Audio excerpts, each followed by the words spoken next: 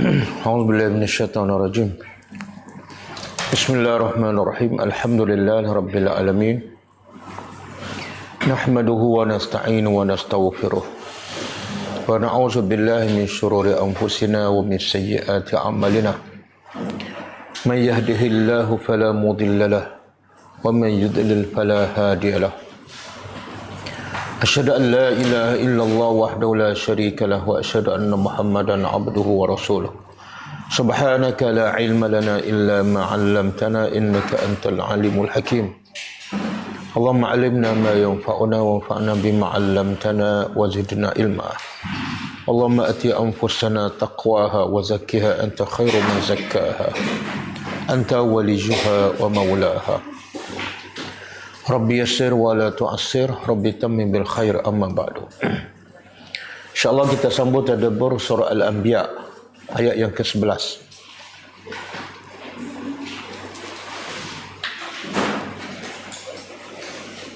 Sebelum tu kita tengok pengajaran ayat lepas. Ayat berapa? 9.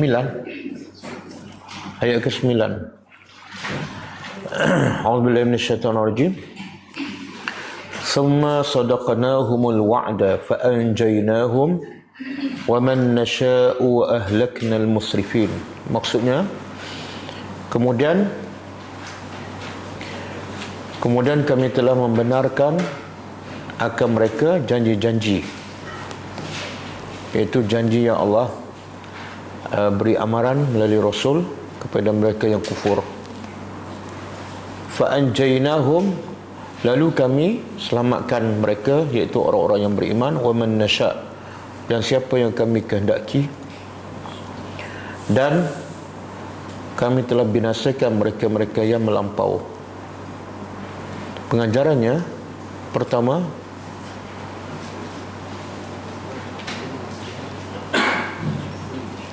Allah tidak pernah memungkiri janji.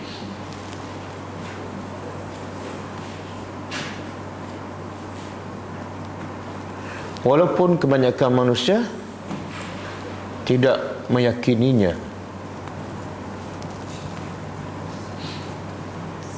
dan manusia selalu memungkiri janji,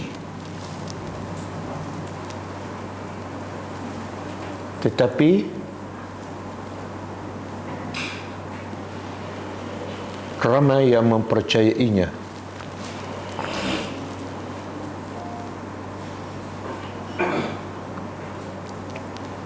Yang kedua,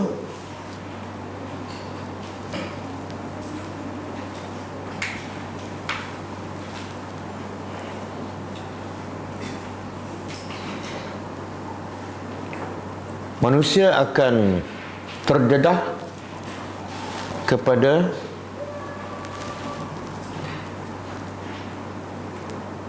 sifat suka memungkiri janji kerana dua sebab. Pertama, sama ada manusia berbohong,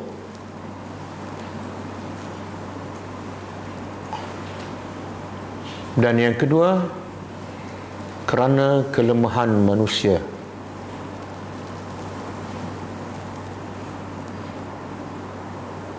Dan kedua-dua sebab ini tidak mungkin ada kepada Allah.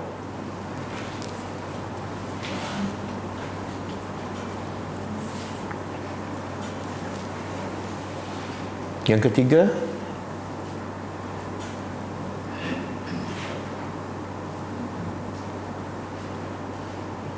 janji Allah yang paling besar dan utama ialah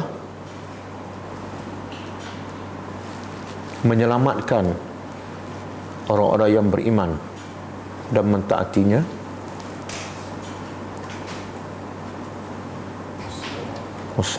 dan membinasakan mereka yang kufur kepadanya.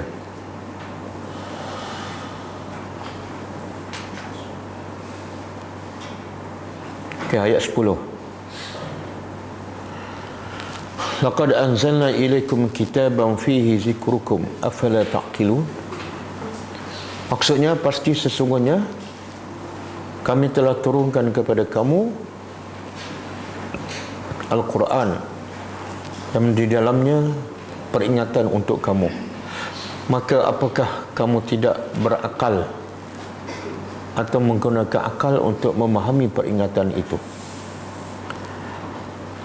Pengajarannya pertama,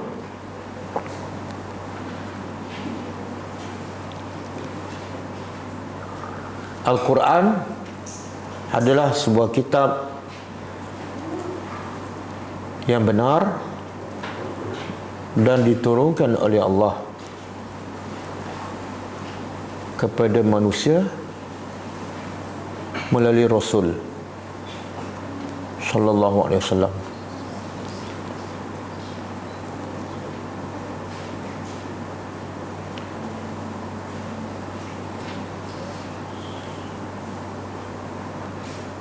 Kandungan yang paling penting dalam Al-Quran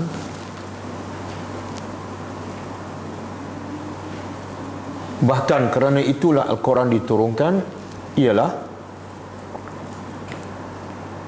untuk memberi peringatan kepada manusia tentang tujuan manusia dicipta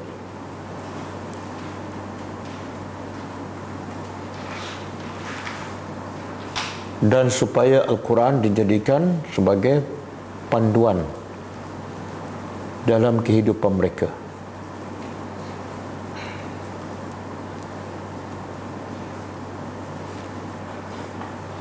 Yang ketiga, hanya mereka yang menggunakan akal sahaja yang akan dapat memahami isi kandungan Al-Quran dan mengambil pengajaran daripadanya.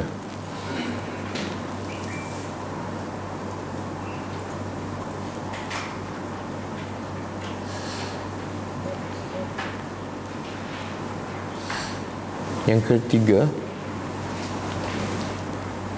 sesiapa yang tidak menggunakan akal ketika membaca Al-Quran dan tidak memahaminya,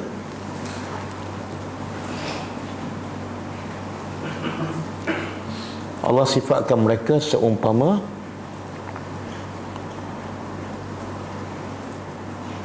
binatang ternak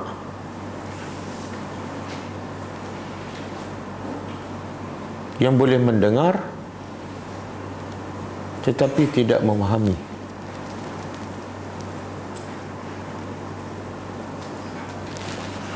Okey. Kita sambung tadabbur ayat.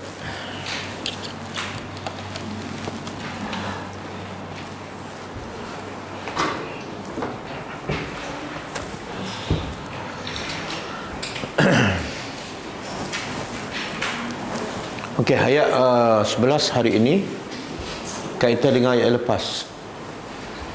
Kalau ayat lepas daripada awal sampai ayat yang ke-10, Allah menceritakan tentang keadaan manusia yang kebanyakannya lalai tentang tujuan mereka dicipta. Mereka lupa pada Allah, mereka lupa pada panduan kehidupan mereka iaitu Al-Quran. Kemudian Allah ceritakan bagaimana tuduhan-tuduhan mereka yang kufur, khususnya orang musyrikin Mekah terhadap Rasulullah SAW dan tuduhan mereka pada Al-Quran. Mereka mengatakan Al-Quran adalah sihir dan Nabi adalah tukang sihir, orang gila, tukang tilik. Bahkan mereka mencabar supaya Nabi membawa bukti yang lain selain daripada Al-Quran. Sebagaimana Allah bagi bukti mukjizat kepada para Nabi yang lain, mukjizat yang hissiyah yang dapat dilihat, dirasa. Kemudian Allah bagi tahu ayat akhir 9 dan 10 bagaimana Allah binasakan mereka dan Allah selamatkan orang yang beriman. Maka ayat ini Allah bagi tahu lebih detail bagaimana Allah binasakan mereka. Kalau ayat lepas Allah kata wa ahlaknal musrifin, kami binasakan mereka-mereka yang melampau. Maka hari ini Allah sebut lebih detail bagaimana Allah binasakan mereka. Ya, auzubillahi minasyaitonir rajim. Wa kam, dan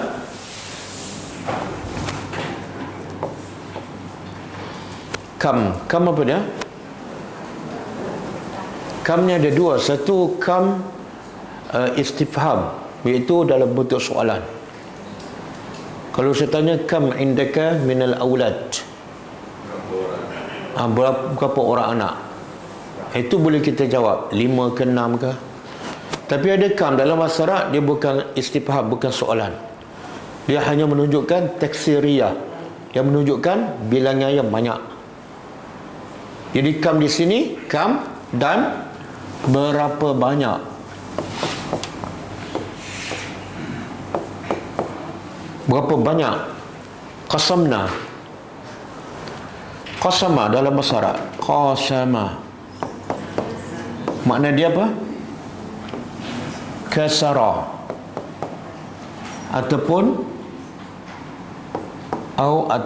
qata'a. Kalau ayat lepas Allah sebut ahlaka, Allah binasakan. Ahlaka, binasa, umum.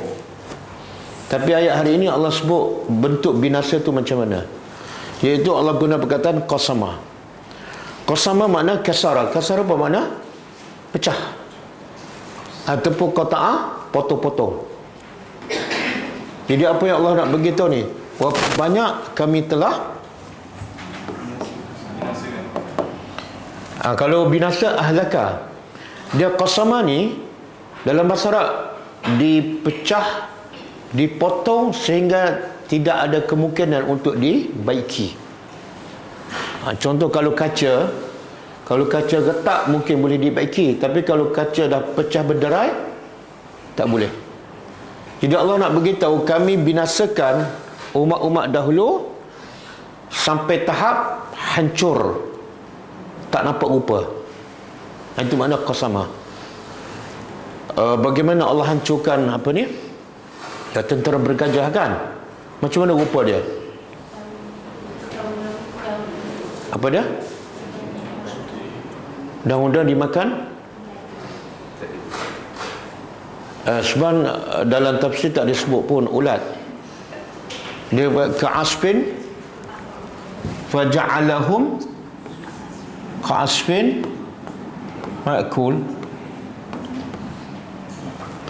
Ka tu seperti asfin, daun. Ma'kul yang dimakan. Ada ulat. Ma'kul ulat, tak ada kan? Cuma dalam, saya pun tak tahu, bila orang kita, saya dengar orang Melayu je lah, bila kata dimakan, dia akan tambah dimakan ulat. Dari mana ulat saya tak tahu. Saya baca juga tafsir, tak sebut ulat. Jadi yang peliknya orang Melayu apa dia? Dia tak ada buat Al-Quran, tapi dia tambah kan? Sebenarnya maksud yang petak. Yang mana satu? Yang speaker ke?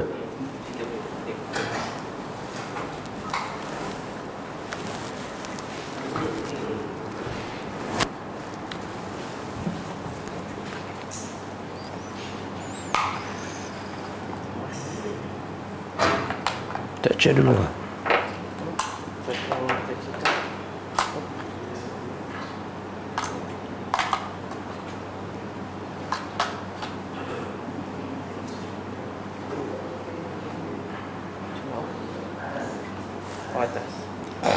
Atas. Okey. Dah. Jadi tentera bergajah yang begitu ramai dan gajah pun besar, Allah hancurkannya. Qasamna, kami hancurkan. Macam mana rupa dia? Seperti daun yang dimakan. Dimakan apa? Daun sawi. Sebelum kita makan, nampak tak rupa dia? Bila kita makan, lepas tu keluar, nampak tak rupa dia? hancur.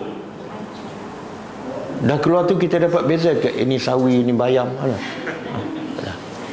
Itulah qasamna, kami hancurkan, patah-patah hancurkan sehingga tak mungkin untuk dibaiki. Dia terjemah apa tu?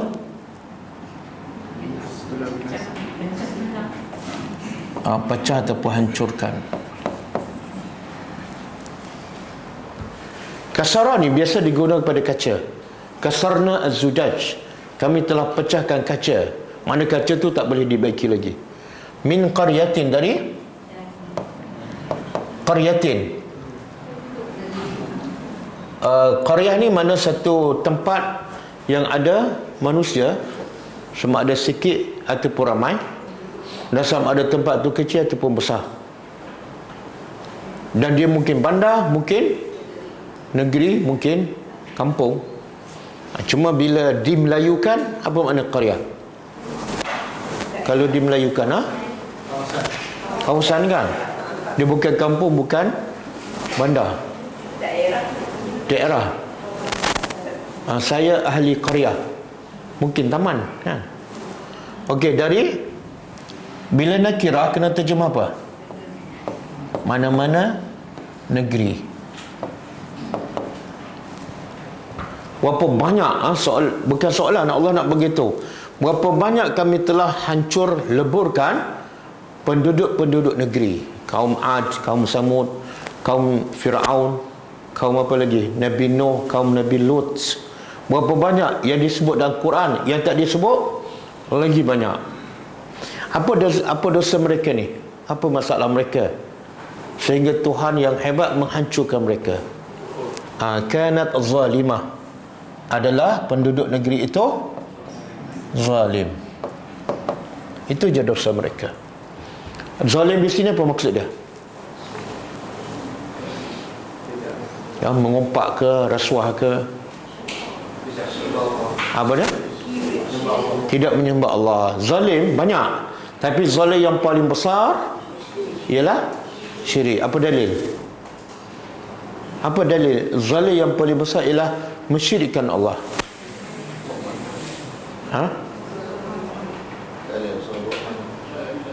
Surah Luqman ayat tu. Ya bunayya,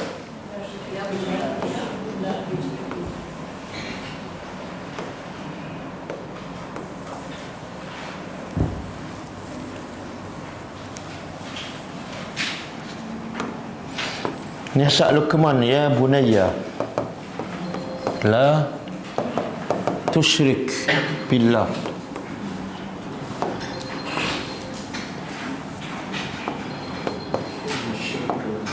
inna syirka la zulmun azim.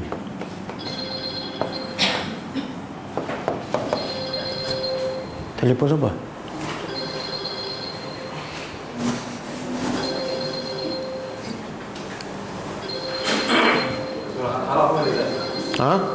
Araf 139.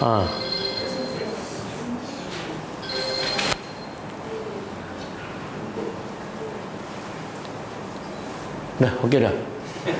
Tak jumpa batin. Mungkin telefon baru kot, tak tahu nak tutup.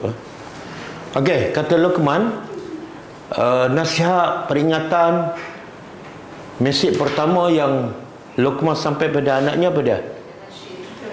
Wahai anakku, la tusyrik billah, jangan engkau mensyirikkan Allah. Kenapa itu mesej pertama? Nasihat pertama Luqman pada anaknya. Sebab inna syirka, sesungguhnya syirik adalah kezaliman yang paling besar.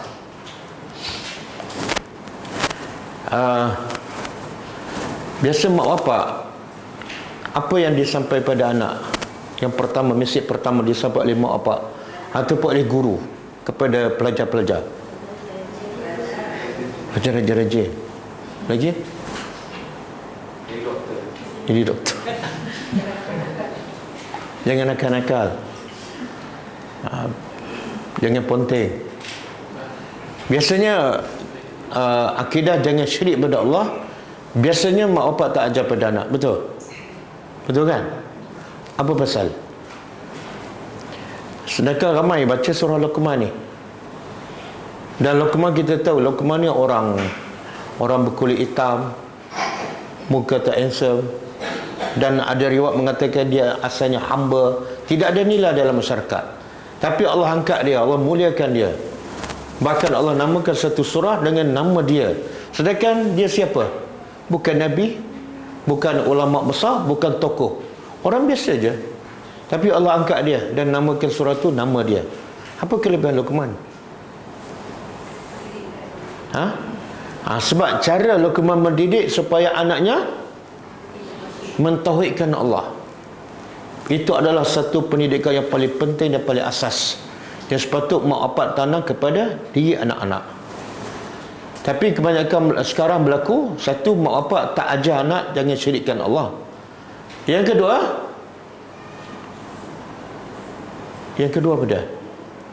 Yang kedua, pergi belajar, biasanya dia ajar ataupun mindset mereka supaya berjaya dalam pelajaran. Betul? Kenapa kena berjaya dalam pelajaran? Supaya hidup jangan susah, hidup tak merempat, jangan meminta. Kadang-kadang mak bapak buat contoh tu, tengok anak jiran sebelah tu sekarang tak ada kerja, merempitkan, jangan jadi macam dia. Seolah dalam bracket syirik okey, tapi jangan jadi macam dia. Betul tak? Dan akhirnya bila anak-anak pelajar-pelajar tujuan belajar nak dunia, boleh jadi syirik tak? Jadi syirik, jadi hamba dunia. Bila hamba dunia, itulah unsur-unsur syirik secara tak sedar. Belajar bukan kerana Allah dah, ada unsur syirik. Bekerja bukan kerana Allah, ada unsur syirik. Sebab mentauhidkan Allah bermaksud ialah semua perbuatan kita, tutur kata kita adalah kerana Allah 100%. Okey. Dan sebab itulah kisah dalam surah Al-Kahfi, kenapa Allah suruh Khidir bunuh budak? Kenapa Allah suruh Khidir bunuh budak? Yang ni Allah, Luqman didik anaknya yang masih kecil supaya jangan syirik pada Allah. Yang surah Kahfi pula Allah perintah Khidir bunuh budak. Apa pasal? Sebab budak ni kalau besar akan membawa satu benda yang kezaliman yang sangat besar dan dahsyat, iaitu, maka keluarlah ayat Al-fitnatu asyaddu minal qatli. Fitnah itu lebih dahsyat daripada membunuh. Bunuh ni dosa tak? Dosa. Lepas tu bunuh orang tak berdosa pula lagi berdosa. Kalau bunuh orang berdosa okey tak? Okey tak bunuh orang berdosa?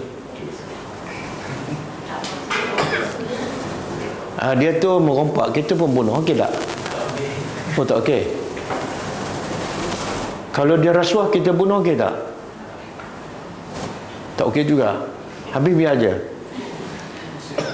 Okey, bunuh orang berdosa, bunuh orang tak berdosa 2 kali dosa. Yang ketiga, bunuh budak kecil. Betul? Budak kecil dia buat dosa pun tak jadi dosa. Berapa kali dosa? Tapi kenapa Allah suruh benda yang dosanya pada zahirnya bertindih-tindih? Kenapa Allah suruh? Sebab anak tu akan membawa satu kezaliman yang sangat besar, bukan pada diri dia saja tapi pada mak bapak. Maka Allah kata fitnah. Apa makna fitnah dalam ayat ini? Syirik. Syirik tu lebih dahsyat daripada membunuh. Bunuh anak dahsyat, tapi biarkan anak syirik lagi dahsyat. Sekarang mana lebih ramai? Mak bapak, ada tak mak bapak bunuh anak? Ada. Tak percaya baca berita. Setiap hari adalah. Okey. Ada mak bapak bunuh anak kan? Mana lebih ramai? Mak bapak bunuh anak dengan mak bapak biarkan anak sihat wal afiah. Mana lebih ramai? Mana lebih ramai? Okey. Yang bunuh anak tu dengan yang membiarkan anak sihat walafiat tapi tak beriman, tak bertauhid, yang mana lebih ramai?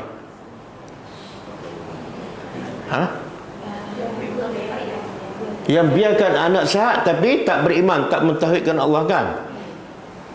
Tapi antara bunuh anak dengan membiarkan anak sihat dan tidak mentauhidkan Allah, yang mana berita mengejutkan? Bunuh anak. Yang mana antara dua yang lebih dahsyat? Jadi sepatutnya yang mana keluar berita? Pergi besok keluar berita, ada 100 orang membiarkan anak dia tak solat. Yang bunuh anak mungkin seorang, kan? Betul? Dua-dua keluar berita. Betul tak? Allah kata syirik itu lebih dahsyat daripada membunuh. Tapi orang tak faham bahawa syirik tu. Betul, Luqman daripada awal lagi dia didik anak, jangan syirik. Kalau kamu mengaji tinggi macam mana, berjaya macam mana, tapi tak mentauhidkan Allah, hidup kamu sia-sia. Hidup kamu dalam bahaya. Okey?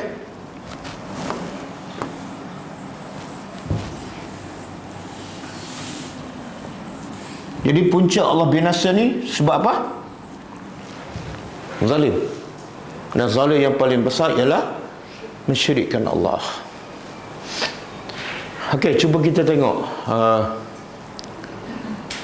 Cuba buka surah An-Nahl ayat 112.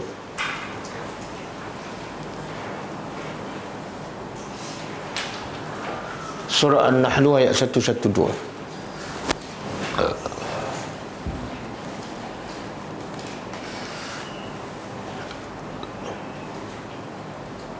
Ini kita baru tadabbur ni, kelas malam. Okey?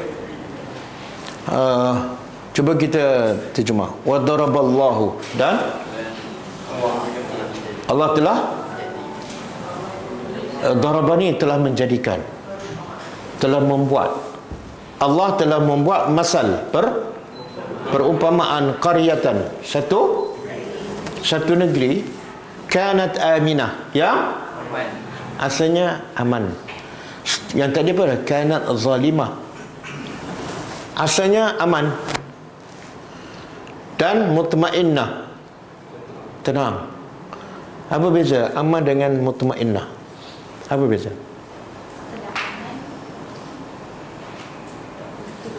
Kita nak yang mana satu? Nak aman ke nak tenang? Nak dua-dua. Okey, apa beza dua-dua tu? Kalau tak faham beza, macam mana nak dua-dua?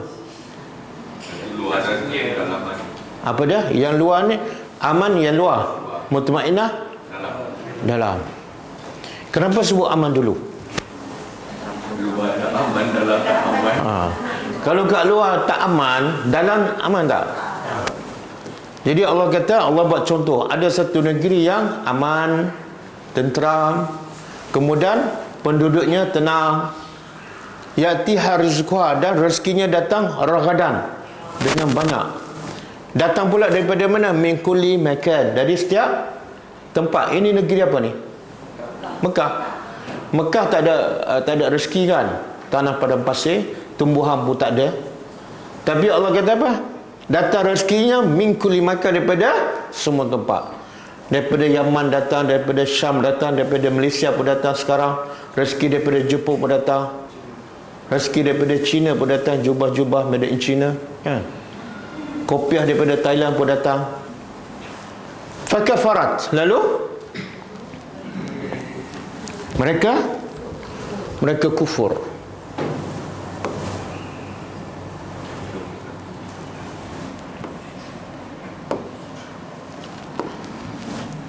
Fakafarat, mereka kufur dengan apa ni? An'umillah, dengan nikmat-nikmat Allah. Tengok punca. Dulu aman, tenang, rezeki banyak. Tapi lepas kufur apa jadi? Mereka kufur dengan rezeki, dengan nikmat-nikmat Allah. Fa'azaqaha, lalu Allah menimpakan mereka libasal ju'. Allah timpakan mereka dengan kelaparan, wal khauf, dan ketakutan. Apa punca? Bima kanu yasna'un, disebabkan perbuatan mereka sendiri. Jadi Allah tak zalim. Kalau ada rasa ada kelaparan ke, ada ketakutan ke, semuanya berpunca daripada sini. Semuanya berpunca daripada kafarat. Jadi kalau ada masalah, satu lapar, yang kedua takut. Semua jangan, tak perlu kita pergi tanya orang lain. Tengok Quran, ada jawapannya. Dan caranya apa dia? Cara nak balik semula, nak dapat semula keamanan dan ketenangan. Bertobat. Jadilah orang yang bersyukur. Cuba buka surah Hud ayat 102.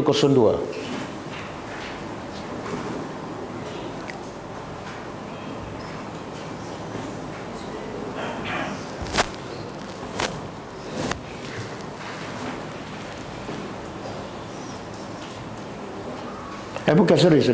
Surah An-Nisa 147.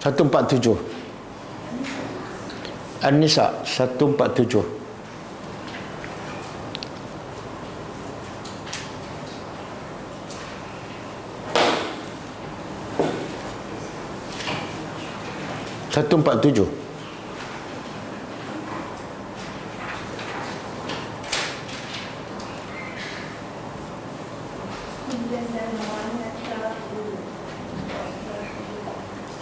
Okey.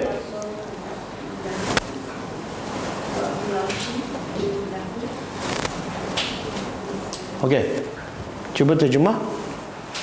Ma yaf'alullahu bi'azabikum in syakartum wa amantum wa kana Allahu syakiran alima.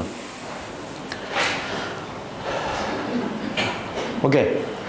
Cuba terjemah. Saya rasa ayat ni saya dah terjemah beberapa kali. Kita pernah tadabbur. Apa yang Allah nak sampaikan dalam ayat ni?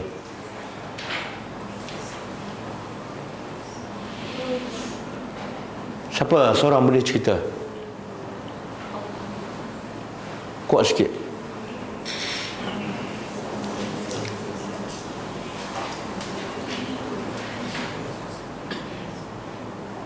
Bersyukur dan iman, Allah akan tambah iman. Kita bersyukur, kita Dan beriman, Allah tambah.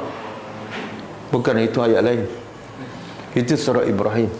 La in syakartum la azidannakum. Siapa faham ayat ni? Kuat sikit. Kalau kita bersyukur, Allah tak seksa. Allah Maha Adil.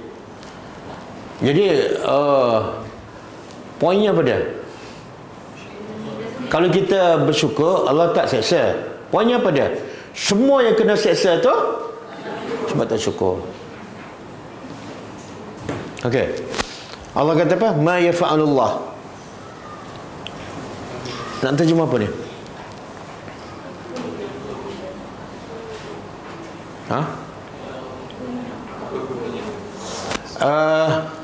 Kenapa? Dia maksud dia macam ni. Kenapa? Ataupun tidak ada sebab untuk Allah azabikum, mengazab kamu. Tak ada sebab pun Allah mengazab kamu, menurunkan musibah. Tak ada sebab. In syakartum, sekiranya kamu bersyukur. Apa makna syukur? Taat.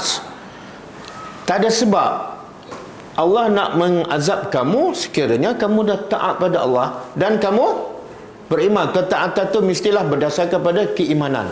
Ada orang taat pada Allah tapi tak beriman. Betul? Contoh? Munafik. Dia taat pada Allah tapi tak beriman. Jadi kena ada dua, taat dan beriman kepada Allah. Wa kana Allahu syakiran alima. Jadi Allah nak bagi tahu, kalau kamu bersyukur pasti kamu dapat aman, tenang, damai. Bila ada masalah, takut, risau, mana apa tu? Itu antara bentuk azab. Sebab kamu tak syukur. Jadi macam ni. Contohlah anak yang dengar cakap taat kan. Dia kata pada mak dia, mak, kalau saya dah dengar cakap mak nak pukul lagi ke? Mak pun dia jawab, kenapa mak nak pukul? Kamu dah dengar cakap mak, tak ada sebab nak pukul. Faham tak? Macam ni Allah nak beritahu, kenapa aku nak susahkan kamu? Kamu dah dengar cakap aku. Yang kau susahkan siapa? Yang tak dengar cakap, yang tak bersyukur. Kemudian Allah beritahu, bukan setakat kamu akan dapat ketenangan bila kamu bersyukur, tapi wa kana Allahu syakiran alima. Allah tu Maha. Biasa kita dengar manusia yang bersyukur, sekarang Allah yang bersyukur. Apa maksud Allah yang bersyukur? Apa maksud?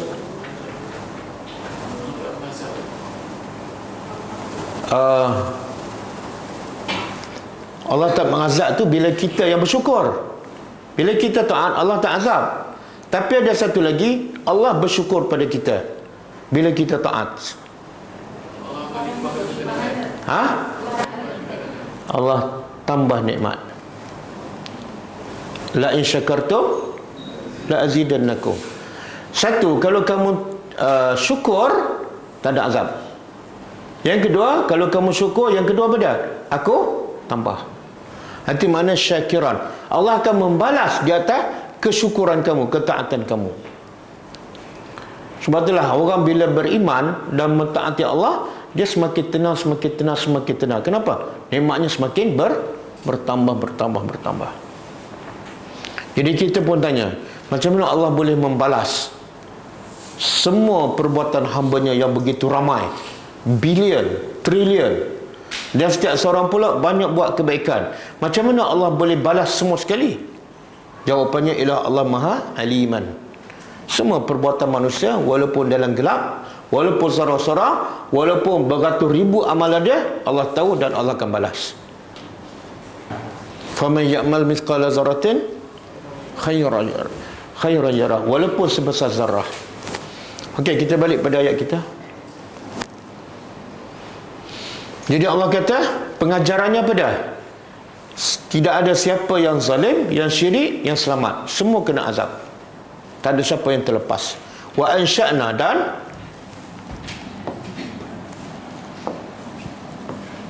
dan kami apa? Kami ansha'na, kami cipta, ba'daha, selepasnya. Selepas apa ni? Selepas penduduk-penduduk negeri kami binasa, kami buat apa? Kami cipta kaum yang lain.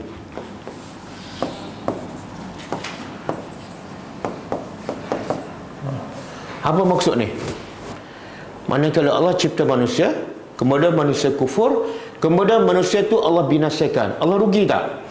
Tak rugi apa-apa. Bahkan Allah boleh cipta makhluk yang lain, tak ada masalah pun. Jangan pula kamu rasa, oh engkau cipta aku, lepas tu engkau binasa, engkau yang rugi. Buat penat cipta aku je. Tak. Aku boleh cipta kaum yang lain yang akan beriman kepada aku. Okey, ayat seterusnya. Kemudian Allah beritahu sikap manusia bila Allah turunkan azab. Falamma, maka tatkala ahassu. Apa makna ahassu? Mereka merasai. Hasa yahsu ni dia rasa dengan panca indera. Sama ada dengan nampak, ataupun dia dengar, ataupun dia sentuh. Maka tatkala mereka, bila Allah binasakan mereka dan kaum yang kufur itu merasai ba'sana, azab kami. Azab kami. Ba'sa tu makna azab. Apa sikap mereka ni? Bila Allah turunkan azab dan mereka dah nampak azab tu, apa sikap mereka yang kufur? Iza tiba-tiba mereka minha, darinya, dari apa ni? Dari azab kami, yarqudun. Yarqudun ni mana? Berlari. Dia terjemah apa tu? Lari bertempiaran. Dan Allah guna apa ni? Yarqudu fi apa? Mereka lari musri'in, dengan segera. Okey, kenapa Allah tak kata izahum minha yamutun, tiba-tiba mereka pun mati? Tak. Allah guna perkataan yarkudun. Allah nak gambarkan apa? Mereka ni terlalu takut dengan azab Allah. Yang kedua, cara mereka lari apa dah? Lari dengan tergesa-gesa. Dan Allah guna fi'il mudhari' supaya apa? Macam kita tengok filem, movie kan, nampak bergerak. Seolah Allah cerita ni, kita nampak bagaimana orang-orang yang kafir ni sedang lari bersegera daripada azab. Seolah kita nampak. Tapi bagi siapa yang faham lah, yarqudun.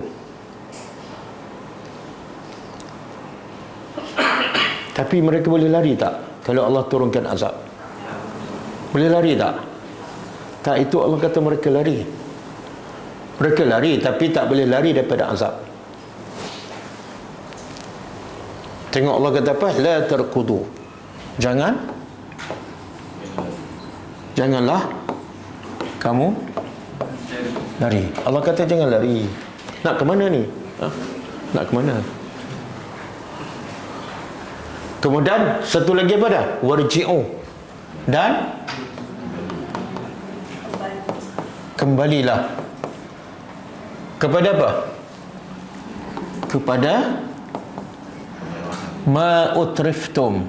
Apa yang utriftum apa dia? Daripada tarafun ni kekayaan, kemewahan.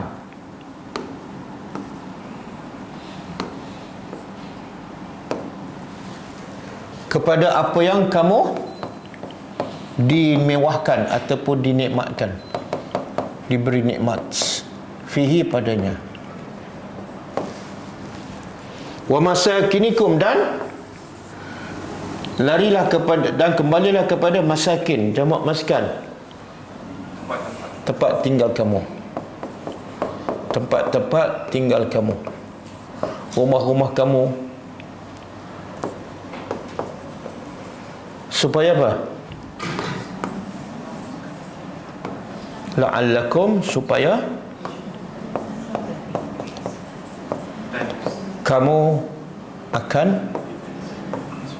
disoal. Apa maksud ni? Kenapa bila turun azab mereka lari? Bila mereka lari, Allah kata apa? Siapa yang berkata ni jangan lari? Ada pendapat yang mengatakan ialah malaikat. Tak penting siapa yang berkata. Yang penting apa dah? Ayat tu ialah perli. Lari. Jangan lari. Sebaliknya, balik rumah. Kenapa Allah kata balik pada nikmat yang kamu ada dan rumah-rumah kamu? Kenapa? Kenapa Allah kata larilah tempat yang selamat? Tak. Balik pada nikmat-nikmat yang kamu tu. Kenapa? Sebab punca manusia kufur, punca manusia tak bersyukur ialah nikmat. Kamu habiskan masa nak kejar dunia kan? Tiba-tiba dengan sebab dunia kamu kufur dan diturunkan azab, kamu lari. Balik semula pada nikmat yang kamu habiskan masa untuknya. Betul kan? Semua manusia kufur sebab tertipu dengan dunia. Jadi Allah kata balik semula pada dunia kamu dan rumah-rumah kamu tu yang besar, yang selamat kononnya. Semoga kamu akan disoal. Apa maksud disoal? Cuba buka ni. Huraian tafsir. Apa maksud kamu disoal?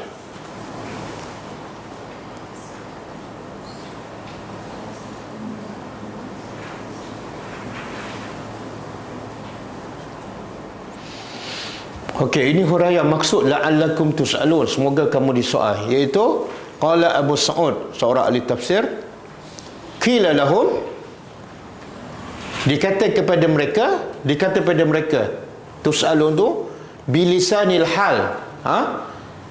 Lisanul hal tu keadaan mereka, seolah keadaan mereka berkata kepada mereka, au bilisanil maqal, ataupun dengan ucapan daripada siapa? Minal malak, dari malak apa dia? Malaikat. Ataupun yang berkata tu ialah malaikat. Balik semula ke rumah kamu ataupun mimman sammatan minal mu'minin, ataupun dikata oleh siapa? Mimman daripada orang yang sammatan di sana minal mu'minin. Ada orang beriman kat situ, orang beriman kata, jangan lari, balik. Semua tu dia dalam bentuk apa? Istihza' wa taubih, mempermainkan dan mencela. Itu pendapat tafsir Abi Sa'ud. Kemudian la'allakum tus'alun, semoga kamu ditanya. Ada beberapa pendapat. Pertama, makna dia ialah la'allakum tus'aluna, supaya kamu ditanya sesuatu daripada dunia kamu. Balik semula ke rumah, balik kepada nikmat, supaya di akhirat besok Allah boleh tanya banyak lagi soalan. Semua akan ditanya tak? Summa la tus'alunna yawma idzin anin na'im. Pendapat ini dikatakan oleh Yahya bin Salam Al-Wahidi, As-Sam'ani, Ibn Jauzi, Qurtubi dan Khazin wal Ulaimi.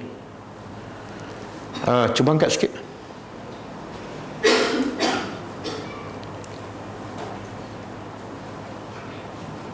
Okey. Pendapat kedua, la'allakum tus'alun, semoga kamu ditanya, iaitu tuqsadud as-su'al wat tashawur wat tadbir fil muhimmat. Jangan lari. Sebaliknya balik semula kepada rumah kamu, kepada nikmat kamu, supaya apa? Supaya kamu boleh berbincang lagi pasal bisnes kamu. Orang nak tanya pandangan kamu macam mana kan, pengalaman kamu, balik-balik semula. Itu semua adalah dalam bentuk perli ataupun mencela. Dan pendapat ini disebut oleh Asy-Syaukani dalam tafsirnya. Okey, balik pada ayat kita.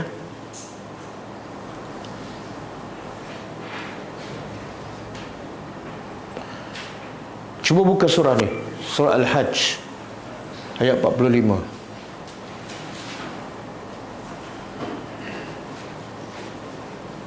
Ini antara contoh lah.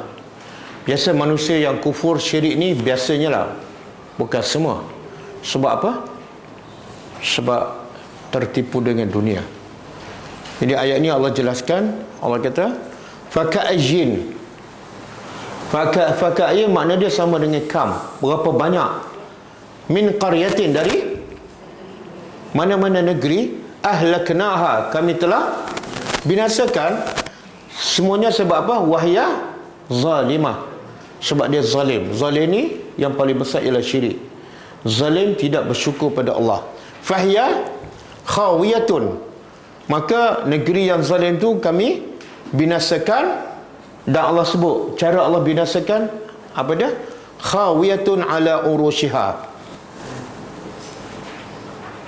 Urush ni arash, bumbung runtuh, kemudian dinding ataupun tembok pula runtuh, dan akhirnya roboh semua sekali. Kemudian wabi'rin mu'attalah, dan telaga-telaga masa tu jadi apa? Telaga biasa digunakan untuk apa? Untuk diambil air dan minum. Tapi Allah kata bi'rin, telaga ketiga itu mu'attalah, tak terpakai dah, terbiar. Kalau telaga tempat minum terbiar, makna apa? Orang dah mati dah. Wa qasrin masyid, dan istana-istana yang hebat, besar, tinggi, semua dah terabai sebab orang dah mati. Jadi Allah gambaran, inilah antara punca mereka zalim sebab tertipu dengan dunia. Kita tengok sekarang yang terbaru berlaku di mana? Morocco kan. Tengok macam mana Allah binasakan dalam masa tak sampai berapa jam. Berapa ramai mati? 2,000 lebih kan. Daripada semalam lah, hari ni tak tahu. Dan mungkin angka itu akan meningkat. Rumah-rumah roboh macam inilah. Khawiyatun ala urushiha. Mula-mula bumbung batu, dinding roboh, kereta-kereta hancur. Apa sebab? Kita tak tahu. Saya pernah dulu saya pergi Turki, jumpa seorang syekh, seorang alim daripada Syria, yang bernama Syekh Usama. Saya tanyalah, apa antara punca yang berlaku di Syria kan? Hancur lebur, perangan, kerajaan orang Syria sendiri bunuh sesama mereka. Apa punca? Dia kata sebab dulu orang Syria ni duduk dalam kemewahan, dan bila dalam kemewahan mereka lupa pada Allah, banyak maksiat berlaku. maka itulah puncanya Allah turunkan musibah sampai hari ini tak habis. Jadi semua musibah tu sebab utama ialah tidak bersyukur kepada Allah, tidak mentaati Allah. Jadi kita tak naklah macam berlaku di Syria, dan sekarang tak tahulah yang berlaku di Morocco. Kalau Allah nak bagi sekejap aja 2,000 lebih sekaligus mati. Kita hari ini dengan berita di Malaysia yang mati berapa orang sekaligus? Mungkin 9 orang, mungkin 10 orang, mungkin 20 orang, tak ada kot. Tapi di tempat lain sekaligus mati 2,000 lebih. Jadi semuanya punca takut-takut di sini. Zalimah. Bila tak beriman, tak bersyukur, Allah akan turunkan azab. Cuba buka surah Al-Ankabut ayat 40. Ini bentuk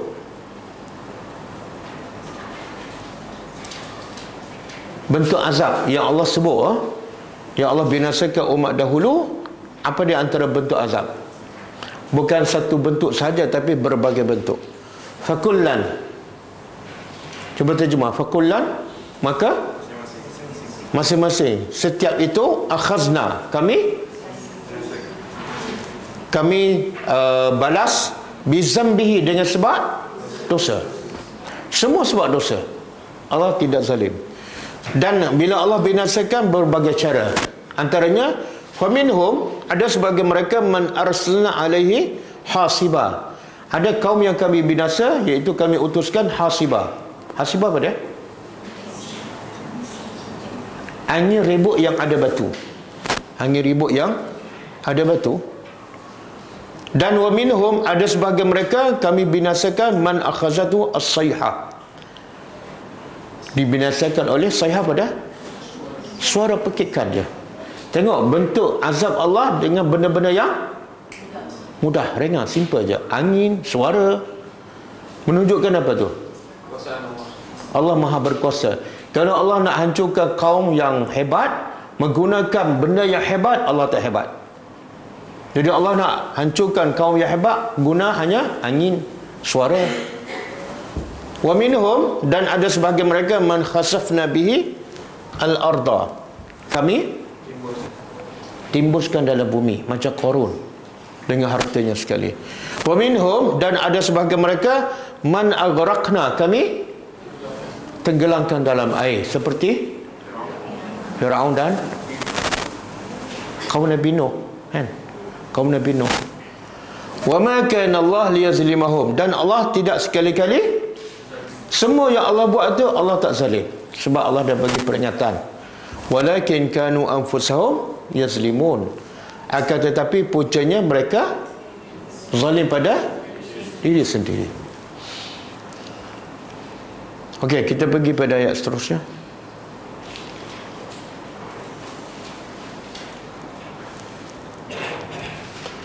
Qalu, bila mereka diturunkan azab, mereka nak lari, tapi akhirnya tak lepas. Ketika itu mereka berkata, qalu, mereka berkata, ya wailana, wahai, ya tu wahai, wail, celaka kami. Apa maksud ni? Ya wailana, maknanya ketika itu, sebelum turun azab, dia kutuk siapa? Sebelum turun azab, dia kutuk Allah, dia kutuk Nabi, dia kutuk orang beriman. Tapi bila dia nampak azab depan mata, dia kutuk siapa? Celaka aku. Masa itu baru dia kutuk diri sendiri. Dia tahu dia bersalah. Kemudian dia berkata, inna, sesungguhnya kami, kunna, adalah kami orang-orang yang zalim. Okey, sekarang dia mengaku tak zalim. Dia bertaubat tak? Tapi ada faedah tak pengakuan dan taubat dia? Kenapa?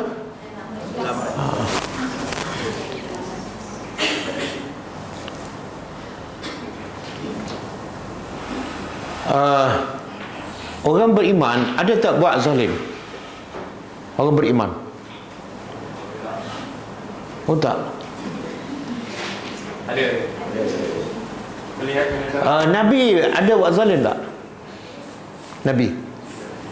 Oh tak ada. Nabi tak buat zalim. Ha? Zalim pada sesiapa je lah. Ada tak Nabi buat zalim? Nabi buat zalim pada diri sendiri ada? Ada. Nabi mana ni?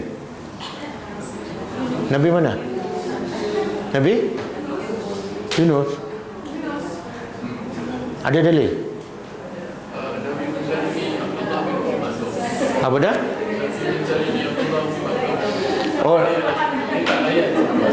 Oh Nabi, masa Nabi berdakwah dengan pembesar Quraisy, datang Abdullah bin Umi Maktum. Kemudian Nabi tak layan. Itu zalim. Oh zalim kecil.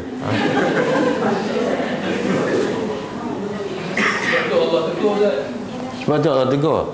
Tapi masa tu Nabi tujuan dia nak berdakwah kan. Dakwah tu tujuannya bagus.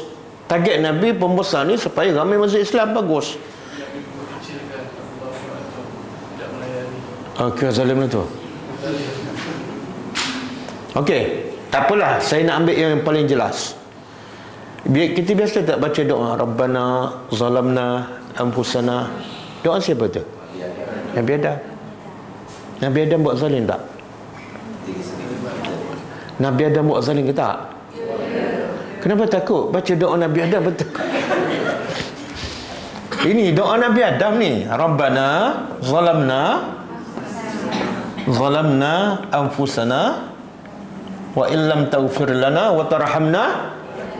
Nabi Adam buat zalim. Ini doa dia ni. Apa kezaliman dia? Dia melanggar perintah Allah. Jadi maksud zalim ni ialah langgar je perintah Allah, semua zalim.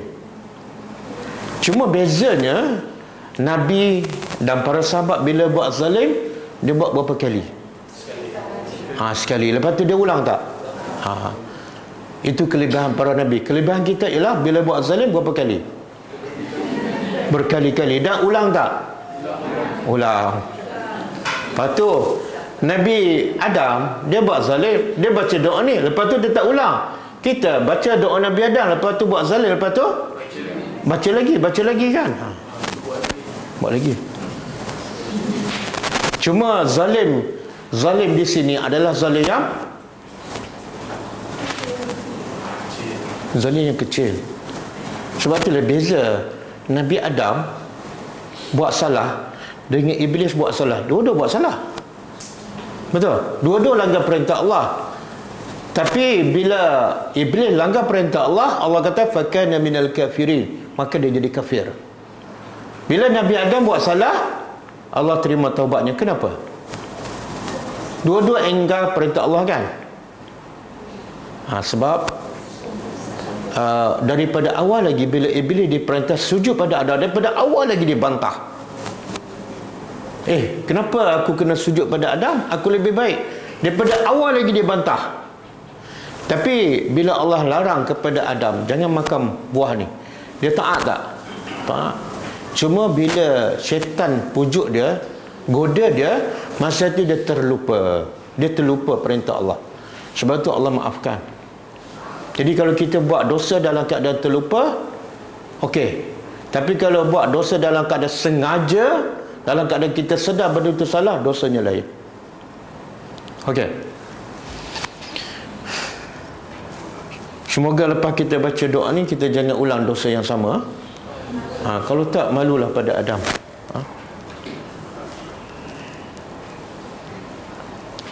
Okey. Tapi bila kita mengaku zalim, kita diterima taubat kita. Mereka ni bila mengaku zalim, Allah tak terima sebab dah bukan waktu dia. Kemudian Allah kata apa? Fama zalat. Maka zalat apa dia? Berterusan. Tilka da'wahum. Dakwah ni apa dah? Dakwaan ataupun doa-doa mereka yang zalim ni. Apa dakwah mereka? Iaitu celakalah kami, dok kutuk diri sendiri. Celakalah kami, kami zalim pada diri sendiri. Dan ulang-ulang. Itu maksud dia.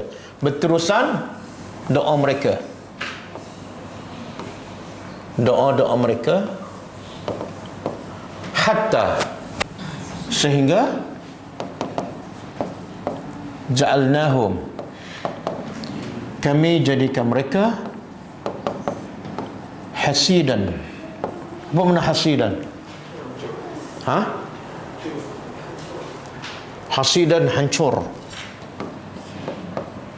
Sambil-sambil dia mengaku zalim, Allah semakin hancurkan sampai tahap khamidin. Khamidin makna tidak ada suara, mati. Dia terjemah apa tu? Apa dia? Sunyi. Dan khamidin kalau api padam, kalau suara tak ada suara, dia terjemah sunyi. Maksud apa ni? Sampai dah mati dah. Dah habis dah. Diam. Tak ada suara dan tidak ada pergerakan. Okey, saya nak sebut satu. Semua punca, sebab utama Allah binasakan umat terdahulu. Sebab apa?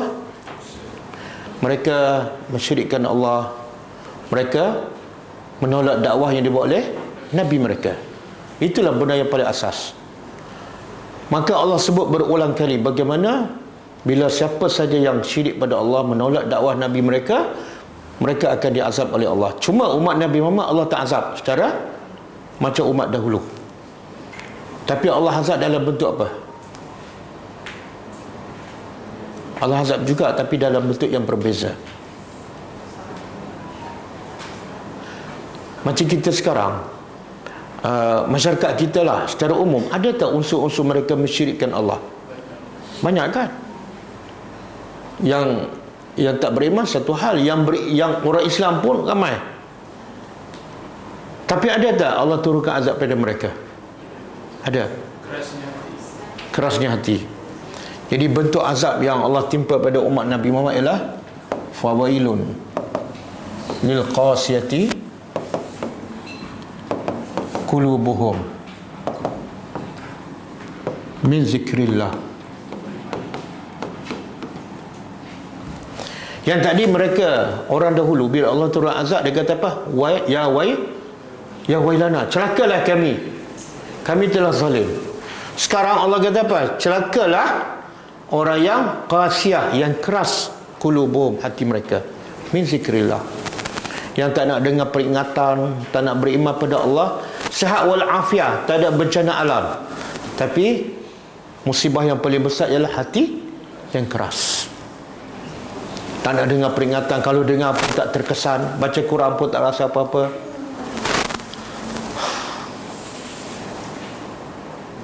Okey? Jadi mana lebih baik? Musibah sebagaimana Allah timpa umat dahulu ataupun musibah hati keras? Mana lebih baik? Dua-dua terbaik. Mana yang paling dahsyat? Kenapa hati keras? Kenapa hati keras lebih dahsyat? Tak sedar. Yang ni tak sedar ni. Ini tak sedar.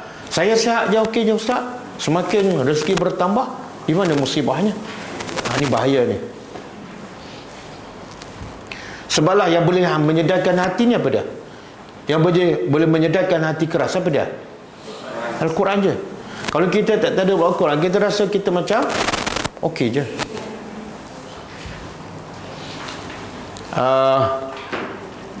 Saya nak sebut satu juga, iaitu antara punca manusia hati keras sebab dia syirik pada Allah dan dia tolak Nabi kita SAW.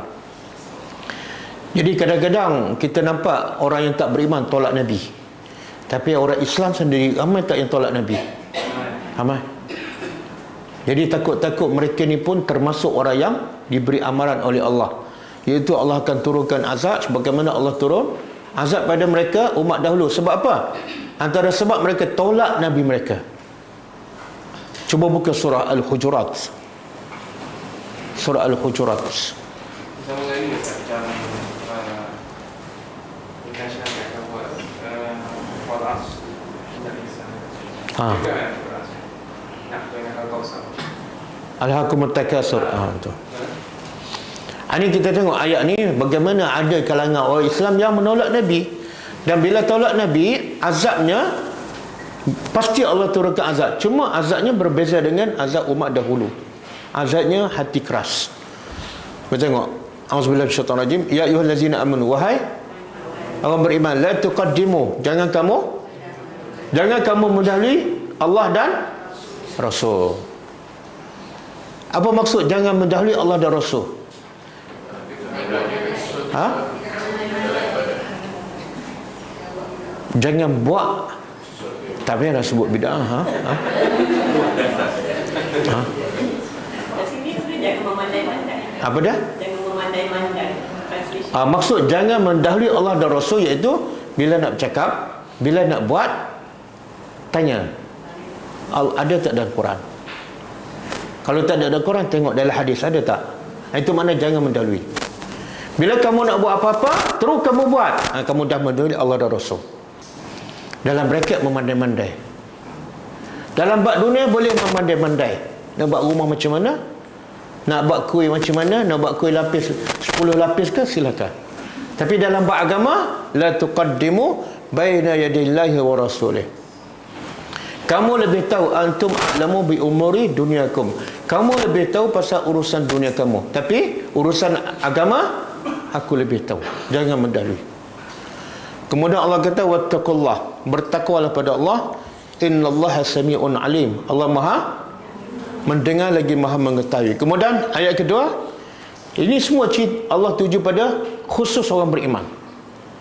Wahai orang beriman, la tarfa'u, dengan kamu tinggikan suara-suara kamu fauqa sautin Nabi, atas pada suara Nabi. Jangan suara kamu tinggi pada suara Nabi. Sebab turun ayat ni ada orang Badui datang dekat masjid Nabi, dia tinggikan suara. Dah dipanggil Muhammad, tinggi suara je. Wala tajharu lahu bil qaul, dan jangan kamu menjiharkan, mengeraskan suara kamu, kajahri ba'dikum, sebagaimana kamu keras dan kamu panggil orang lain. Jangan panggil Nabi Muhammad sama dengan kamu panggil orang lain. Kalau panggil kawan Muhammad, Nabi Muhammad, jangan panggil ya Muhammad. Kalau panggil suami kita nama Ali, kita panggil apa biasa? Ya Habibi. Boleh tak kita panggil kepada Nabi ya Habibi? Tak boleh. Kena panggil apa? Ya Rasulullah ataupun ya Nabi Allah. Isteri Nabi tahu, isteri Nabi pun tak boleh nak panggil Nabi ya Habibi, tak boleh. Ataupun ya Muhammad, tak boleh. Kalau kamu tinggi juga suara dan kamu panggil Nabi dengan gelaran yang tak sepatutnya, apa kesannya? Apa kesannya? Antahbata a'malukum, semua amalan kamu sia-sia. Dan wa antum la tash'urun, kamu ni lagi bahaya. Semua amalan kita buat 50 tahun sia-sia dan kita tak sedar. Bila kita sedar sia-sia, ke akhirat besok. Apa punca amalan boleh jadi sia-sia? Apa punca? Sekarang, dulu bolehlah tinggikan suara masa Nabi ada. Nabi cakap macam ni nada dia, kita cakap tinggi, amalan sia-sia. Tapi sekarang Nabi tak ada, suara Nabi kita tak dengar. Tapi boleh berlaku meninggikan suara lebih pada suara Nabi, boleh berlaku dalam bentuk yang lain, iaitu bila kita begitu ini sunnah Nabi, suara dia tinggi dalam bentuk tak apa, yang saya buat pun sebenarnya itu dah menunjukkan kita tak hormat pada sunnah Nabi. Kalau tinggi suara pun tak boleh, kalau kita lebihkan amalan kita daripada amalan Nabi, lagi tak boleh. Kesannya akan sia-sia. Dan saya nak tanya, bila kita buat amalan berbeza dengan Nabi, tapi namanya zikir, namanya solat, cuma tak sama, kita perasan tak, kita sedar tak amalan kita sia-sia? Tak. Sebab apa? Sebab ibadat. Apa salahnya zikir, kan? Ini maksud wa antum la tash'urun, kamu tak sedar pun amalan kamu sia-sia. Sebab itulah antara buat maksiat yang terang-terang dengan amalan yang tak sama dengan Nabi, mana lebih baik? Ha?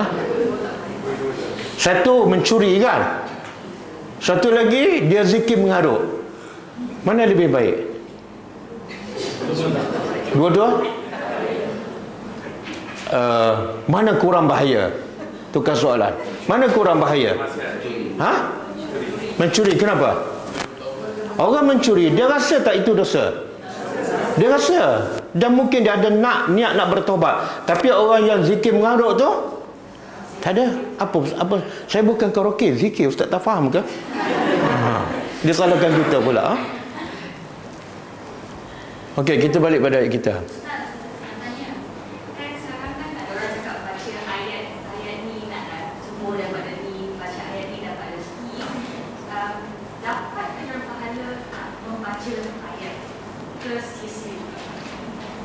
Okey, sekarang nak rezeki kan apa ni? Biar jelas tujuan. Nak rezeki kan nak baca ayat ni? Diorang nak, contoh kalau orang ikut pun nak dapat rezeki. Saya nak tanyalah orang yang bukan Islam, rezeki dia banyak tak? Banyak. Dia baca berapa ayat? Mereka lebih kaya kan? Yang orang terkaya kat dunia, siapa dia? Bill Gates kan? Cuba tanya, berapa ayat kamu baca? Jadi fahaman tu dah salah daripada awal lagi. Satu. Yang kedua, rezeki setiap manusia Allah dah tetap tak? Sejak bila? Sebelum manusia lahir lagi. Bahkan dalam satu hadis, sebelum Allah cipta langit dan bumi 50,000 tahun. Kalau rezeki dia RM50 hari tu, bacalah 30 juzuk pun RM50 lah. Kalau rezeki dia hari tu 5,000, dia tak baca apa pun 5,000 lah. Allah dah tetapkan. Boleh faham? Dua, yang ketiga, Allah turunkan Al-Quran untuk apa? Bila Quran, Allah nak jadi sebagai peringatan, sebagai hudan, sebagai rahmat. Kalau kita ikut Al-Quran, Quran bawa kita ke mana? Syurga. Allah nak bagi syurga, dia nak rezeki. Faham tak? Quran, Allah nak bagi nikmat lebih besar daripada dunia yang kamu nak. Tapi sebab kamu tak faham, contohlah, saya kata kalau baca buku ni, saya akan bagi sebuah banglo. Jadi pelajar ni pun ambil buku ni, dia baca, Ustaz, kalau baca, saya nak baca satu ayat, boleh tak rumah flat? Boleh faham tak? Saya nak bagi banglo, dia nak rumah flat. Kan ada masalah tu. Saya bagi satu kitab, kalau kamu baca dan kamu ikut, saya akan bagi kata emas. Ustaz, ada tak satu ayat saya nak baca, dapat basikal? Boleh faham tak? Kan Allah kata Allah ada 100 rahmat. Satu rahmat Allah tinggal kat dunia, 99 lagi kat mana? Ya Allah nak bagi dengan Quran 99 rahmat, ia dia berebut mana? Satu tu. Allah kata dunia dibanding dengan akhirat macam kita celup jari di laut. Bila angkat, yang melekat kat jari itu apa dah? Dunia lah. Yang air laut banyak lagi, dia baca ayat, nak air laut kan nak yang melekat kat jari ni? Betul kan salah faham anda? Ustaz, saya nak tanya ada satu ayat yang dia orang selalu guna untuk rawatan Islam, kan, yang surah Asy-Syu'ara ayat 130. Wa iza batashtum jabari. Untuk sakit lutut kan sakit kepala?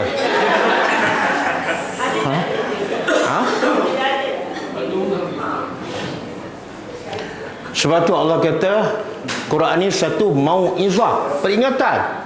Setiap ayat nak bagi peringatan pada kamu tentang apa? Antaranya kisah-kisah umat dahulu. Jangan jadi macam umat dahulu. Kemudian ada syifa, nak merawat penyakit kamu. Kemudian ada rahmat. Bila kamu ikut Al-Quran, kamu dapat rahmat. Dan bila dapat rahmat, kamu dicintai oleh Allah dan dapat syurga. Okey? Ayat wa iza batashtum itu kisah tentang apa? Siapa yang biasa guna ayat ni? Cuba cerita sikit. Cerita tentang apa ni? Tak ada kaitan langsung dengan lutut ke, kepala lutut ke? Allah nak cerita pasal kaum yang bila kamu buat zalim kepada kaum kamu, Kamu buat zalim batastum jabbarin. Kezaliman orang-orang yang sangat melampau, sangat jahat. Allah nak cerita manusia kalau jahat, jahat sangat. Maka sebab tu Allah turunkan azab. Apa kepala lutut pula? Ha? Faham ayat dulu. Ha? Faham ayat. Kalau sakit lutut, pergilah jumpa doktor. Doktor penat mengaji bab lutut kamu tanya. Kesian doktor pula. Ha? Doktor tu macam ada masa tidur kena sihir. Betul Rasulullah baca ayat tu. Ada tu Ustaz. Dia kata, tapi Nabi tak kata tu. Nabi tak kata. Tak ada dalil. Tak ada dalil. Dia boleh, soalan, boleh tak kita guna ayat Al-Quran untuk merawat penyakit fizikal? Jawapannya boleh. Tapi yang bolehnya, yang terbaik ialah yang Nabi yang ada dalil. Contoh macam surah Fatihah, ada dalil tak? Surah Fatihah diguna untuk merawat penyakit. Penyakit apa? Nabi tak sebut apa penyakit. Jadi boleh tak kita guna Fatihah untuk penyakit lutut? Boleh. Sebab ada dalil. Kenapa nak pakai ayat wa iza batastum? Bunyi sebab batastum jabbarin. Sebab lutut kan? Ha? Fatihah ni dah biasa sangat kan? 17 kali.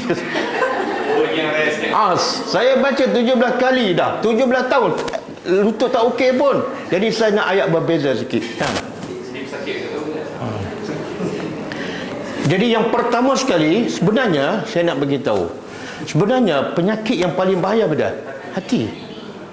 Kadang-kadang orang tu kalau tak ada penyakit hati, lutut sakit pun dia boleh redha dan sabar, dapat pahala kalau hati dia bagus. Tapi kalau hati dia bermasalah, lutut sakit sikit je, dia mula meraba-raba cari obat.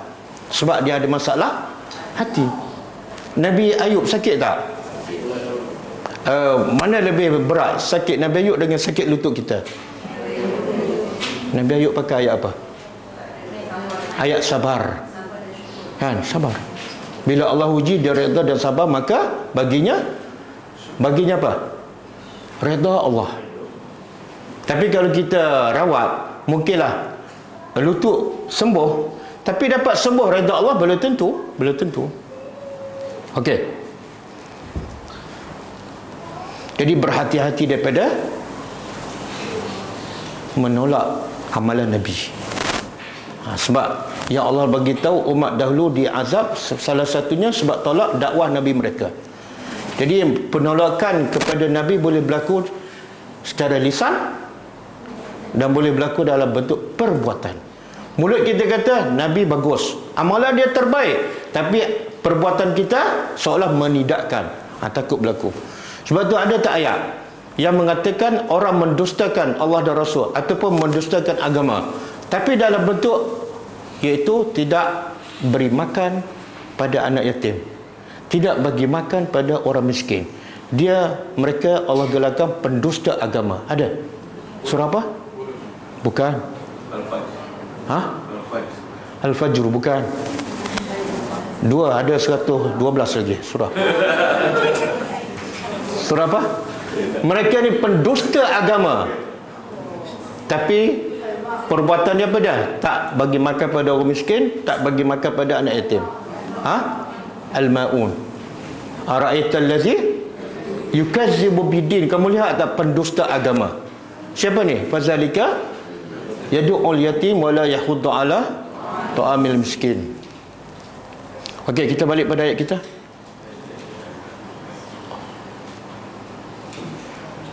Okey, ayat ni kita sambung kemudian. Ada soalan ke? Pasal dia menceritakan antara usaha dengan rezeki itu macam tak ada kaitan kan? Antara usaha dan rezeki yang Ustaz kata. Kalau macam kita nak fahamkan antara macam kita sakit, lepas tu kita nak berusaha untuk merawat, tapi yang menyembuhkan Allah kan, jadi Okey. Usaha dengan rezeki tak ada kaitan. Tapi usaha wajib. Hukumnya wajib. Kenapa wajib? Sebab Allah yang suruh. Dalilnya famshu fi manakibiha wa kulu min rezeki. Berjalan Lepas tu Allah kata, dan makanlah rezeki. Okey. Bila kita sakit, Allah suruh tak kita merawat? Ya, suruh. Tapi adakah dengan rawatan itu boleh sembuh? Tak. Berapa ramai yang duduk hospital setahun tak sembuh sembuh, dan berapa ramai yang tak pergi hospital boleh sembuh. Tapi pergi merawat itu adalah ibadat, sebab kita melaksanakan perintah Allah. Tapi tak mestinya dengan rawatan itu kita akan sembuh, sebab yang menyembuh ialah Allah. Sebab tu ada wanita yang wanita hitam yang kena penyakit sawan kan. Dia ada penyakit tak? Tapi Nabi bagi pilihan pada dia tak, ataupun Nabi kata kamu mesti pergi rawat.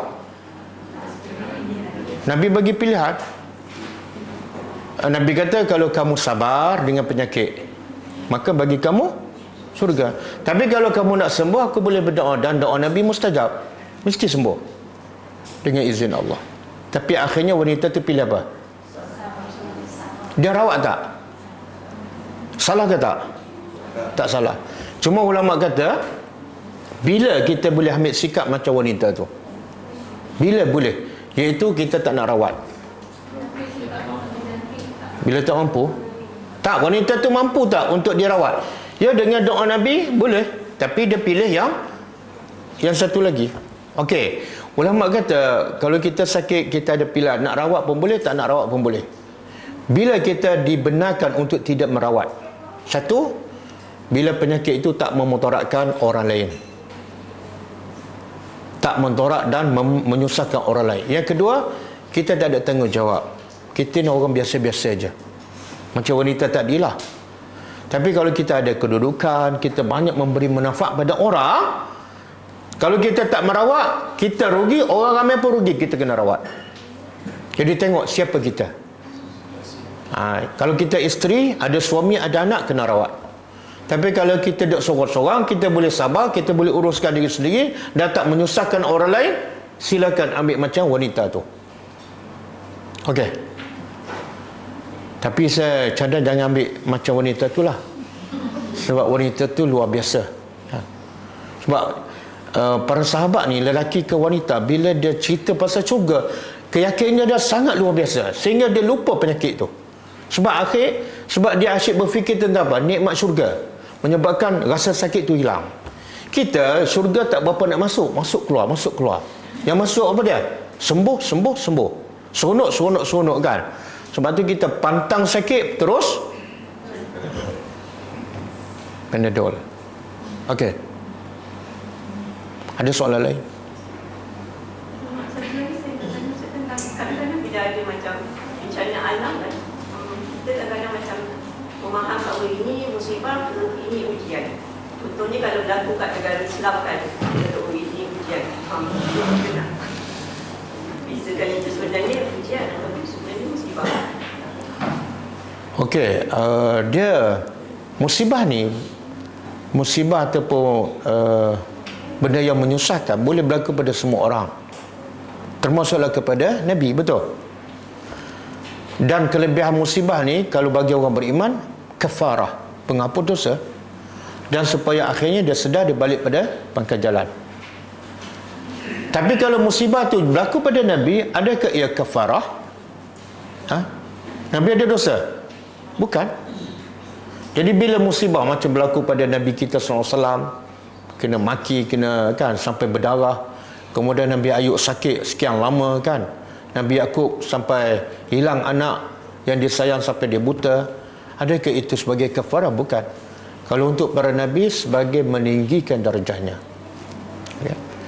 Okey, kalau musibah menimpa kita untuk meninggi darjah ke untuk kafarah? Tanya diri sendirilah. Aku ni banyak dosa, nak tinggi darjah macam mana kan? Jadi tanya diri kita sendiri. Adapun musibah yang menimpa secara umum seperti gempa bumi, seperti tsunami, secara umum Allah kata apa? Zaharal fasadu fil barri wal bahri bima kasabat aydin nas. Telah muncullah segala kerusakan, semua disebabkan tangan-tangan manusia itu secara umum. Semua musibah yang berlaku disebabkan dosa-dosa manusia. Peringatan. Okey, cukup ah? Ada soalan saya.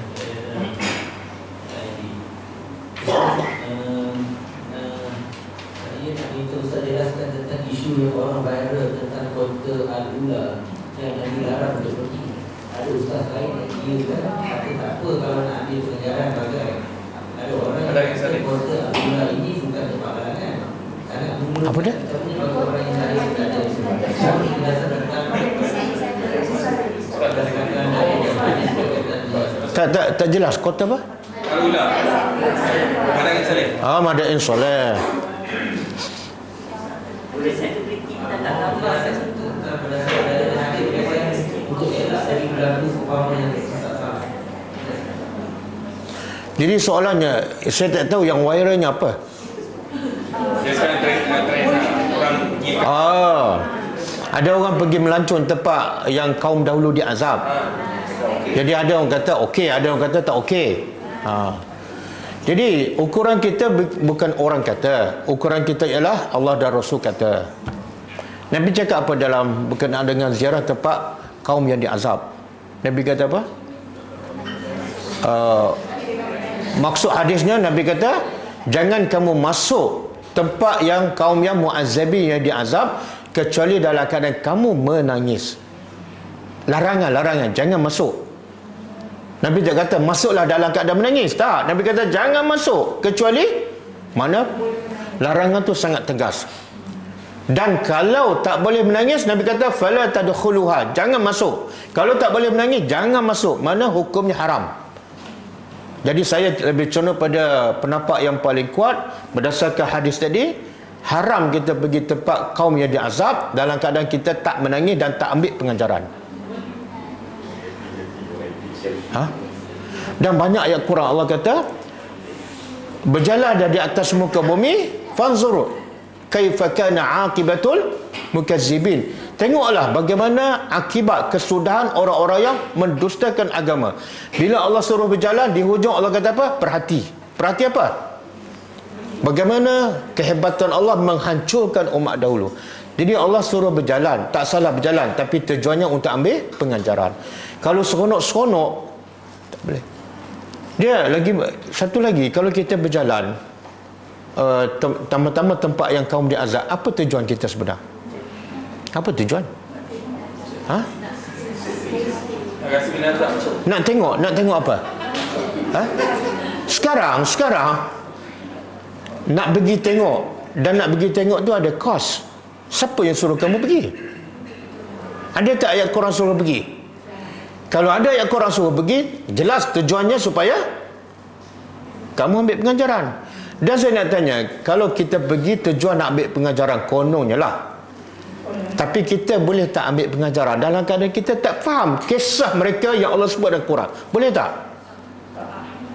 Kalau betul kamu niat nak ambil pengajaran, benda pertama sebelum kamu pergi, tadabbur Al-Quran dulu. Tadabbur Al-Quran. Quran lah benda satu perkara yang betul-betul boleh menginsafkan hati manusia. Apa guna kita tengok tempat tapi baca Quran tak ada rasa apa-apa? Sebab Quran, Allah kata apa? Kalau Quran turun di atas gunung, gunung akan pecah. Betul tak? Mana kesan luar biasa. Bukan tengok tempat, tapi tadabbur Al-Quran. Dan Quran ada di mana-mana. Betul? Nak baca Quran ada kos ke? Kenapa kena sibuk nak habiskan kos, habiskan masa pergi ke sana, sedangkan benda yang paling bermanfaat untuk merawat hati dan masalah kita ialah ada di depan mata kita. Tak ada kos, tak perlukan masa yang panjang. Kalau betul kita nak jadi orang hebat di sisi Allah, bukan berjalan, tadabbur Al-Quran. Sebab tu orang paling hebat Rasulullah kan. Rasulullah banyak tak berjalan? Banyak. Kat mana? Rasulullah banyak berjalan. Rasulullah pergi Syam, masa tu berniaga kan dengan Khadijah. Lepas tak berdakwah, Nabi pergi mana? Taif. Pergi mana? Pergi Taif melancong ke berdakwah? Kita pergi Taif juga kan, melancong ke berdakwah? Melancong kan, makan nasi kambing lagi seronok kan. Lupa dah kisah Nabi kena baling batu kat situ.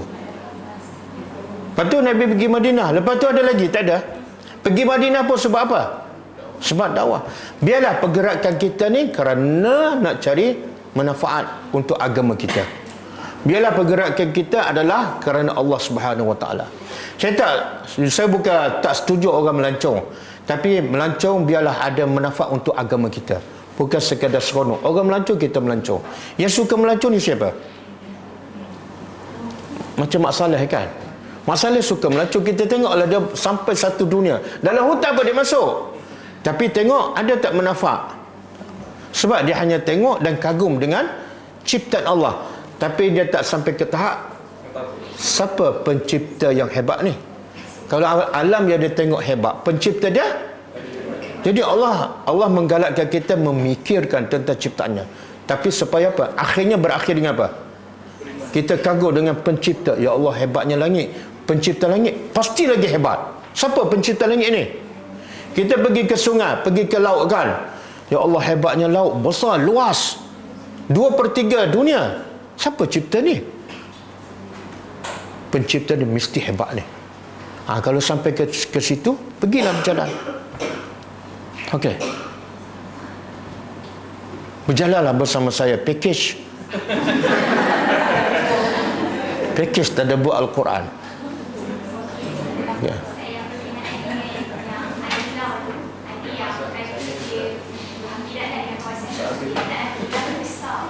Macam mana?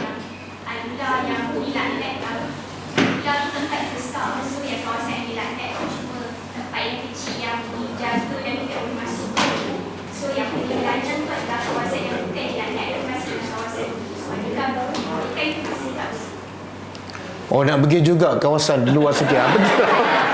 Pergilah. Tak apalah. Tak apalah kalau itu alasan dia. Sebab Nabi larang tempat yang betul-betul diazab. Kamu nak pergi sebelah tu kan? Silakan. Saya bukan larang. Saya bukan tak setuju. Tapi orang beriman bila buat apa-apa jelas tujuannya. Tujuannya apa dia? Kerana Allah nak tingkatkan iman. Okeylah. Biar berbalik ya. Okey, insya-Allah kita teruskan package pelancongan kita malam ni kelas bahasa Arab.